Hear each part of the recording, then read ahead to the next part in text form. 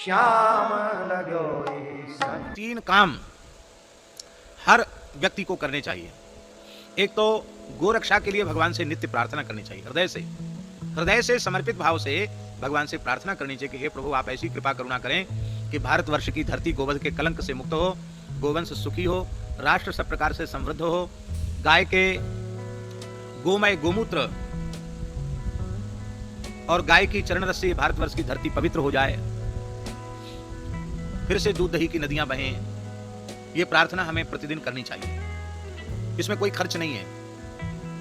हम जो भगवत शरणागत होते हैं सबको हम शरणागति के ही समय बोल देते हैं कि 4 माला, आपको जो 21 माला का नियम सबको बताते हैं, उसमें 4 माला कम से कम गोरक्षा के लिए नित्य करना, ऐसी प्रार्थना हम सबको करते हैं। और आज भगवत कृपा से सैकड़ों की संख्या में, हजारों की संख्या में लोग ऐसे हैं जो गोरक्षा के लिए नित्य जप कर रहे हैं। लोगों को खूब लाभ मिला है। भगवान कृपा करें, हम सबका जीवन सार्थक हो और हम भगवान से नित्य प्रार्थना करें। तो ये सरल साधन है, नित्य प्रार्थना। दूसरा साधन है कि हम स्वयं गोव्रती हों और अपने से जुड़े हुए लोगों को गोव्रत की प्रेरणा दें। गोव्रत क्या है? गाय को ग्रास देकर के ही भोजन करना। उसके 2 प्रकार हैं। आपके घर में गाय हो तो अपने हाथ से नित्य गोग्रास दो। घर में गाय नहीं, निकट में गौशाला हो तो वहां के लिए गोग्रास निकालो। नहीं तो एक संत ने हमको बहुत अच्छी बात बताई कि माताएं घर में जैसी रसोई का काम शुरू करती हैं, एक कनस्तर बना लो, एक पीपा बना लो, और आटा जो लगाते हैं ना, तो सूखा आटा, जैसी परात में आटा भरा तो 1 कटोरा भर के आटा, जितनी आपकी सामर्थ्य हो, कम से कम पाव 1.5 पाव आटा, और वो जो है कनस्तर में डाल दो गौ माता के नाम से। और जब वो भर जाए तो आसपास में कोई गौशाला हो वहां जाकर के वो अर्पित कर आओ। तो ये गोग्रास देने की बहुत अच्छी पद्धति है। दूसरे एक सज्जन के यहाँ हमने देखा कि घर का प्रत्येक व्यक्ति भोजन करने से पहले कुछ सेवा निकालकर गोग्रास के डिब्बे में डाल देता है। एक जगह हमने देखा, हर व्यक्ति 100-100 रुपया, वो बड़े लोग हैं तो 100-100 रुपया डाल सकते हैं, सामान्य लोग हैं तो 10-10 रुपये डाल सकते हैं, और सामान्य हो तो 1 रुपया भी डाल सकते हैं। बाबा कितना कहते थे? बाबा ने तो शुरू किया था, पूज्य बाबा ठाकुरदास जी ने, 25 पैसा रोज निकालो। अब तो 25 पैसा भी नहीं चलता। 1 रुपया की जो कॉइन्स है वो भी शायद दुकानदार अब नहीं लेते हैं। नहीं, बाबा ने तो 25 पैसा कहा था। तो हम गोग्रास नित्य निकालें, और थोड़ा थोड़ा गोग्रास निकालेंगे तो कितना होगा? आज 130 करोड़ देश की संख्या है, उसमें हिंदू कितने होंगे?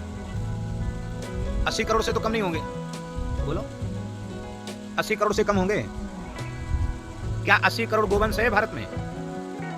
कितना है? 8 करोड़ है, देख से देखो। अब प्रत्येक हिंदू, 80 करोड़ हिंदू हैं, 1-1 रुपया रोज का निकाले तो कितना हुआ? अरे सीधा सीधा 80 करोड़ हुआ कि नहीं हुआ? कोई समस्या है कोई? नित्य प्रति हम गोग्रास निकालें। पहला साधन, कम से कम 4 माला गोरक्षा के लिए नित्य करें। महामंत्र की करें या गुरु मंत्र की करें, निज मंत्र की करें, जो भी आपको मंत्र मिला हो, अथवा कोई मंत्र न मिला हो तो आप जो भगवान का नाम आपको अत्यंत प्रिय हो उस नाम की आप 4 माला कम से कम गोरक्षा के लिए करें। इसमें कोई खर्च नहीं है, प्रार्थना कर सकते हैं। नित्य प्रति गोग्रास निकालें।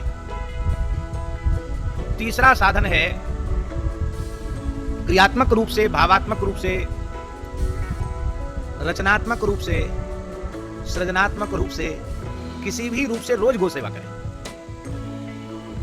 आपके पास गाय नहीं है, जहां आप रहते वहां गाय नहीं रख सकते, तो गो सेवा संबंधी, गो उपासना संबंधी, गो संबंधी, उपासना संबंधी विचारों का आदान प्रदान कर सकते हैं कि नहीं कर सकते हैं?